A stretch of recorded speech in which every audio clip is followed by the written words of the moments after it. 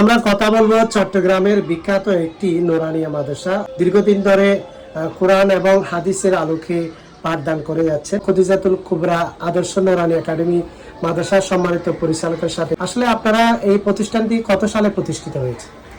বিসমিল্লাহির রহমানির রহিম। প্রতিষ্ঠিত হয়েছিল প্রায় 2016 থেকে। আনুষ্ঠানিকভাবে আমরা এটার প্রাতিষ্ঠানিক রূপ দিয়েছি 2020 সাল থেকে।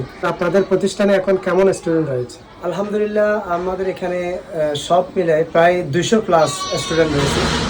তাহলে আমরা বুঝতে পারলাম যে আপনাদের পাঠদান অবশ্যই অনেক ভালো। কি ধরনের শিক্ষা আপনারা এই প্রতিষ্ঠানে দিচ্ছেন? আমরা দুনিয়াবী শিক্ষার পাশাপাশি আখিরাতের যেটা শিক্ষা, আমাদের ইসলামিক শিক্ষা, আমাদের এখানে যে কোনো বাচ্চা যদি প্লে থেকে ক্লাস 3 পর্যন্ত পড়াশোনা করলে আমি ইনশাল্লাহ 100% আশাবাদী আমাদের শিক্ষার্থীগুলো পবিত্র কোরআনুল কারীম সম্পূর্ণরূপে এখান থেকে শিখতে পারবে এবং নামাজ, বিশেষ করে জানাজার নামাজ, বিভিন্ন দোয়া দরুদ, যেগুলো আমাদের নিত্য প্রয়োজনীয় বিষয়। তা আমি বলবো, যেহেতু আমরা মুসলমান, আমাদের শিক্ষা যে কোনো বাচ্চাদেরকে প্লে থেকে অন্ততপক্ষে 3য় শ্রেণী পর্যন্ত যে কোনো প্রতিষ্ঠানে পড়ানো দরকার, মাদ্রাসায় অথবা বিশেষ করে নুরানিতে।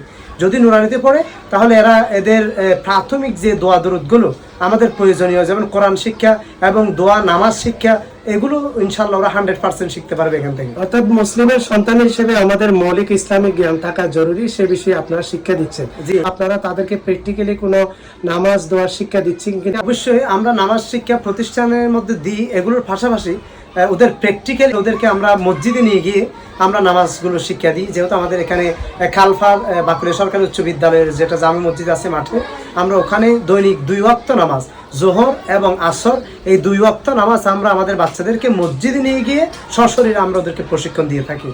আচ্ছা, আপনাদের ভর্তি প্রক্রিয়া সম্পর্কে যদি একটু জানেন। আমাদের ভর্তি প্রক্রিয়া হচ্ছে নভেম্বরের 1 তারিখ থেকে শুরু হয়েছে, আগে 2026 সালের জন্য।